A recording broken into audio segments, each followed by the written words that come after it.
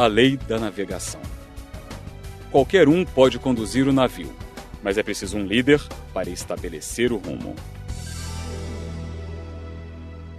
Em 1911, 2 grupos de exploradores partiam em uma missão inacreditável. Embora tenham utilizado estratégias e rotas diferentes, os líderes das equipes tinham o mesmo objetivo: ser o primeiro na história a chegar ao Polo Sul. As histórias deles são exemplos de vida ou morte da lei da navegação. Um grupo era liderado pelo explorador norueguês Roald Amundsen. Ironicamente, ele de início não pretendia ir à Antártida. Seu desejo era ser o primeiro homem a chegar ao Polo Norte. Mas quando descobriu que Robert Peary chegara lá antes dele, Amundsen mudou seu objetivo e seguiu para o outro extremo da Terra. Norte ou Sul, ele sabia que seu planejamento seria bem-sucedido. Antes da partida de sua equipe, Amundsen planejara minuciosamente a viagem. Ele estudou os métodos dos esquimós e de outros experientes viajantes do Ártico e determinou que a melhor providência seria transportar todo o equipamento e todos os suprimentos em trenós puxados por cães.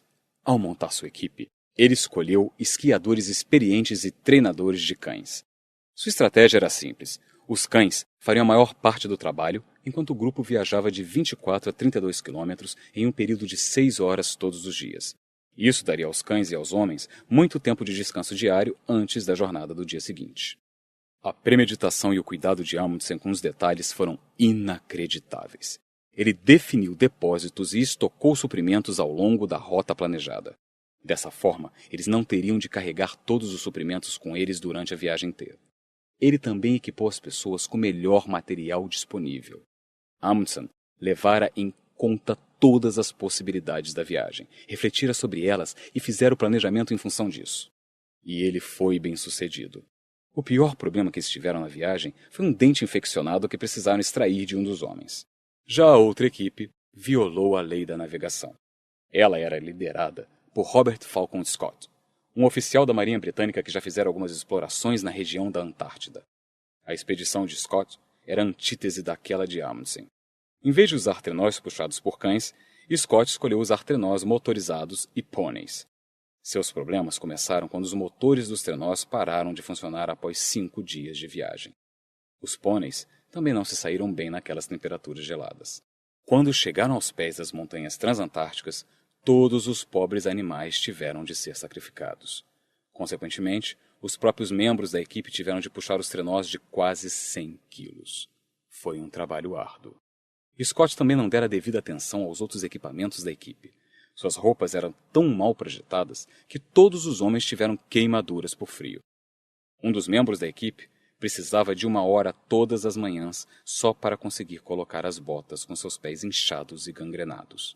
Todos desenvolveram cegueira de neve por causa dos óculos inadequados que Scott fornecera a eles.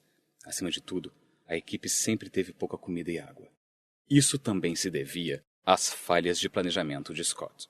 Os depósitos de suprimento que ele criara eram inadequadamente abastecidos, muito distantes uns dos outros e muitas vezes mal identificados, o que tornava difícil localizá-los. Como sempre tinham pouco combustível para derreter a neve, todos ficaram desidratados. Para piorar ainda mais as coisas, Scott, em cima da hora, decidiu levar um 5º homem, embora eles só tivessem planejado suprimentos para 4. Após cobrir quase 1.300 terríveis quilômetros em 10 semanas, o exaurido grupo de Scott finalmente chegou ao Polo Sul no dia 17 de janeiro de 1912. Lá, eles encontraram a bandeira norueguesa drapejando ao vento e uma carta de Amundsen. A outra equipe, bem liderada, os tinha superado no objetivo por mais de um mês. Se você não obedece à lei da navegação... A expedição de Scott ao Polo é um exemplo clássico de um líder que não consegue orientar seu pessoal. Mas a viagem de volta foi ainda pior. Scott e seus homens estavam famintos e sofriam de escorbuto. Só que Scott, completamente incapaz de navegar, ignorava o sofrimento da equipe. Com o tempo acabando e a comida quase esgotada, Scott insistiu em que eles coletassem 15 quilos de amostras geológicas para levar. Mais peso a ser transportado pelos homens esgotados. O avanço do grupo se tornou cada vez mais lento. Um dos membros mergulhou em um estado de letargia e morreu. Outro, Lawrence Oates, um ex-oficial do exército que originalmente fora levado para cuidar dos pôneis, Teve necroses tão severas que não conseguia fazer nada. Como achou que punha em risco a sobrevivência da equipe, ele intencionalmente saiu andando em uma nevasca para parar de atrasar o grupo. Antes de deixar a barraca e se encaminhar para a tempestade, declarou que ia dar uma saída e talvez demorasse.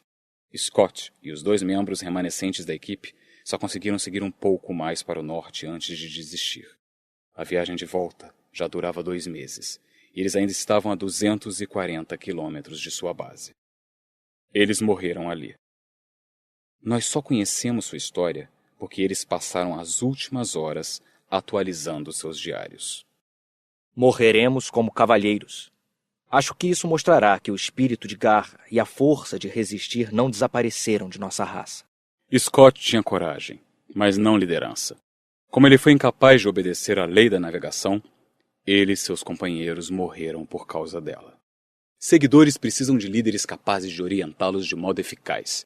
Não importa se é uma situação de vida ou morte, quando a necessidade é dolorosamente óbvia, ou se as consequências não são tão graves. É sempre necessário um líder capaz de orientar com eficácia. A verdade é que quase todos podem conduzir o navio, mas é preciso um líder para estabelecer o curso. Essa é a lei da navegação. Os navegadores veem a viagem antecipadamente.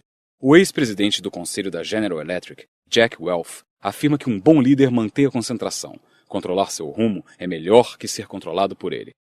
Welch está certo, mas líderes que navegam fazem mais que controlar a direção na qual eles e seu pessoal viajam. Eles têm toda a viagem planejada em sua mente antes de deixar o cais. Eles têm a visão de como chegar ao destino, compreendem o que será preciso para conseguir seu objetivo, sabem quem precisa estar na equipe para ter sucesso e reconhecem os obstáculos muito antes de eles surgirem no horizonte.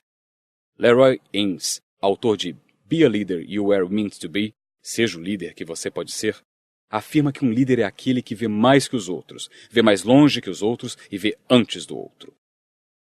Quanto maior a organização, mais claramente o líder precisa ser capaz de ver à frente. Isso é verdade, porque a simples magnitude torna mais difícil a correção de rumo. E se houver erros de navegação, mais pessoas são afetadas do que quando um líder viaja só ou com poucas pessoas. O desastre apresentado no filme Titanic foi um bom exemplo desse tipo de problema. A tripulação não conseguiu ver suficientemente à frente para evitar o iceberg, como também não conseguiu manobrá-lo para mudar de curso, assim que o objeto foi identificado por causa do tamanho do navio. O resultado foi que mais de 1.000 pessoas perderam sua vida. Navegadores de primeira categoria sempre têm em mente que outras pessoas dependem deles para estabelecer um bom curso. James Altry, autor de Life and Work, A Manager's Search for Meaning, Vida e Trabalho, a busca por sentido de um gerente, ilustra bem essa ideia. Ele escreve que, ocasionalmente, você ouve falar da queda de 4 aviões militares voando em formação. A razão para a perda dos 4 é que quando os caças a jato voam em grupos de 4, um piloto, o líder, determina para onde a equipe voará. Os outros 3 aviões vão atrás do líder, observando-o e seguindo para onde ele for. Qualquer movimento que ele faça, o resto da equipe fará junto com ele. Isso acontece quando ele atravessa as nuvens ou quando se choca contra o topo de uma montanha. Antes dos bons líderes levarem seu pessoal em uma viagem, eles passam por um processo de modo que a viagem tenha a maior chance possível de sucesso. Bons navegadores se valem de experiências passadas. Todos os sucessos e fracassos que você já experimentou podem ser uma valiosa fonte de informações e sabedoria se você permitir. Os sucessos ensinam o que você é capaz de fazer e geram confiança. Mas os fracassos muitas vezes oferecem lições mais importantes. Eles revelam suposições equivocadas, falhas de caráter, erros de avaliação e métodos de trabalho ruins. Ironicamente, muitas pessoas odeiam tanto seus fracassos que os escondem rapidamente, em vez de estudá-los e aprender com eles. Mas se você não aprender com seus erros, continuará a fracassar. Por que estou falando algo que parece tão óbvio? Porque a maioria dos líderes naturais é ativa. Eles tendem a olhar para a frente, não para trás, tomar decisões e seguir em frente. Sei disso, porque essa é a minha tendência. Mas para que os líderes se tornem bons navegadores, eles precisam de tempo para refletir e aprender com suas experiências. Por isso, desenvolvi a disciplina do pensamento reflexivo. Ele dá a verdadeira perspectiva. Dá integridade emocional ao seu pensamento.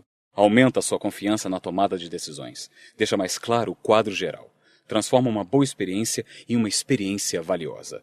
Tudo isso dá ao líder uma grande vantagem no momento de planejar os próximos passos de uma equipe ou organização. Mas antes de assumir compromissos, os bons navegadores estudam as condições. Aprender com a experiência quer dizer olhar para dentro. Examinar as condições quer dizer olhar para fora. Nenhum bom líder traça um curso de ação sem dar bastante atenção às condições. Seria o mesmo que zarpar contra a maré ou planejar um curso através de um furacão. Os bons navegadores avaliam os custos antes de assumir compromissos para eles e para os outros. Eles estudam não apenas os fatores mensuráveis, como finanças, recursos e talentos, mas também os fatores intangíveis, como oportunidade, moral, impulso, cultura e assim por diante.